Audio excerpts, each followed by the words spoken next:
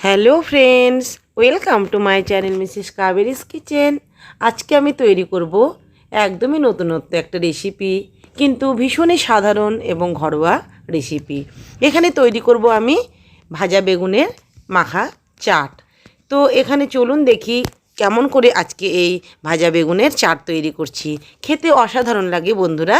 তো শুরু করি রেসিপি। দেখুন এখানে আমি কয়েক পিস বেগুন কেটে নিয়েছি। এবারে বেগুনটাকে আমি ধুয়ে ভালোভাবে এবারে লবণ, হলুদ গুঁড়ো দিয়ে আমি এবং দিয়ে দেবো সামান্য একটু চিনি দিয়ে ভালোভাবে বেগুনগুলোকে একটু আমি মেখে নেব।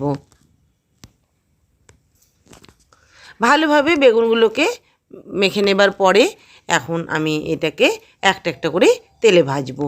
আমি একটা ফ্রাই প্যান বসিয়ে দিয়েছি, তাতে আমি দিয়ে দিলাম পরিমাণ মতো সর্ষের তেল। এবারে একটা একটা করে বেগুনকে আমি ছেড়ে দিলাম। গ্যাসের ফ্লেমটাকে লো টু মিডিয়ামে রেখে আমি একটু ঢাকা দিয়ে দিলাম, তাতে বেগুনটা কিন্তু খুব তাড়াতাড়ি নরম হয়ে যাবে। এবারে দেখুন বেগুনটা কিন্তু আমার সুন্দরভাবে নরম হয়ে গেছে। আমি এবারে উল্টে পাল্টে বেগুনটাকে আরও আমি কিছুক্ষণ ধরে কিন্তু ভেজে নেব। বন্ধুরা, আমরা বেগুনের কিন্তু অনেক ধরনের রেসিপি করে থাকি, কিন্তু এই রেসিপিটা কিন্তু আমরা কখনো করে দেখিনি। তো আপনারা একবার করে দেখুন, আশা করি ভীষণ ভালো লাগবে।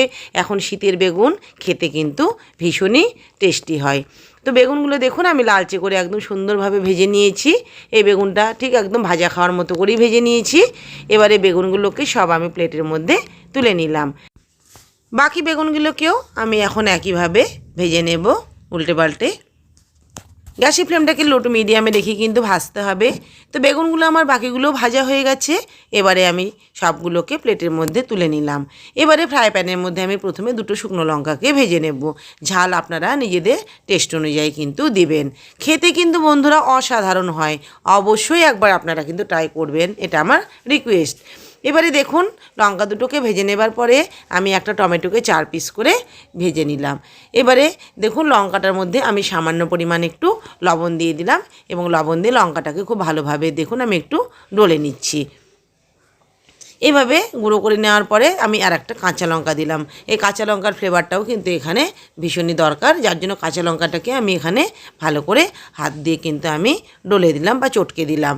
হ্যাঁ, আপনারা চাইলে এটা কুচি করেও দিতে পারেন। এদিকে দেখুন টমেটোগুলো কিন্তু প্রায় ভাজা হয়ে গেছে। টমেটো ভাজতে বেশি টাইম লাগে না। এবারে আমি টমেটোগুলোকেও তুলে নিলাম। এবারে বন্ধুরা এটা আমার মাখার পালা। এবারে দেখুন আমি একটা খুন্তি দিয়েই কিন্তু ভালোভাবে আমি একটা পাত্রের মধ্যে কিন্তু সুন্দর করে সব উপকরণগুলোকে ভালোভাবে মেখে নিচ্ছি। বন্ধুরা, বেগুন পোড়া হোক অথবা বেগুনের এইভাবে কোনো রেসিপি যদি করেন, হাত দিয়ে কিন্তু মাখার দরকার হয় না। হাত দিয়ে মাখতেও দেখবেন কিন্তু কেমনই একটা লাগে। সবাই কিন্তু সবার হাতের মাখা কিন্তু পছন্দ করে না। তো বেগুন পোড়া হোক অথবা এরকম বেগুনের কোনো রেসিপি হোক, আপনারা এরকম খুন্তি দিয়ে একটা থালা বা পাত্র যে কোনো গামলা মধ্যে কিন্তু এইভাবে আপনারা মাখতে পারেন। দেখবেন মাখাটা ভীষণ সুন্দর হয় এবং হাতেও কিন্তু লাগে না। তো দেখুন ভালোভাবে আমি খুন্তি দিয়ে সুন্দর করে কিন্তু বেগুনটাকে মেখে নিচ্ছি। তো মাখাটা প্রায় আমার হয়ে গেছে। দেখে নিশ্চয়ই বুঝতে পারছেন যে এটা কতটা টেস্টি হতে পারে। তো আপনারা একবার করুন। এমন কিছু খরচ এবং এমন কিছু ঝামেলা কিন্তু নয় বন্ধুরা। খুব অল্প সময়ে এটা কিন্তু গরম ভাত রুটির সাথেও খেতে পারেন। দিয়ে দিলাম এর মধ্যে সামান্য পরিমাণ শসা কুচি, দিয়ে দিলাম সামান্য পরিমাণ ধনেপাতা কুচি। এবারে ধনেপাতা কুচি এবং শসা কুচি দিয়ে আমি আবারও মেখে নেব। আর বন্ধুরা, যেসব বন্ধুরা আপনারা পেঁয়াজ খান তারা অবশ্যই কিন্তু আপনারা সামান্য একটু পেঁয়াজ দিবেন, এতে কাঁচা পেঁয়াজ, অবশ্যই কাঁচা পেঁয়াজ দেবেন, দিয়ে মাখবেন, তাহলে দেখবেন আরও বেশি সুন্দর হবে। তো তৈরি হয়ে গেছে আজকে অসাধারণ স্বাদে বেগুনের চাট রেসিপি। তো বন্ধুরা, আজকের ভিডিও যদি আপনাদের ভালো লাগে অবশ্যই লাইক কমেন্ট শেয়ার করবেন এবং যারা নতুন বন্ধু আছেন চ্যানেলে তারা অবশ্যই আমার চ্যানেলটিকে সাবস্ক্রাইব করবেন এবং পাশে থাকা বেল বাটনটি প্রেস করবেন। আজকের ভিডিও এখানে শেষ করলাম। সবাই ভালো থাকবেন, সুস্থ থাকবেন, আর অবশ্যই বন্ধুরা আপনারা কিন্তু একবার এই ভিডিওটা ট্রাই করে দেখবেন। নমস্কার, ধন্যবাদ।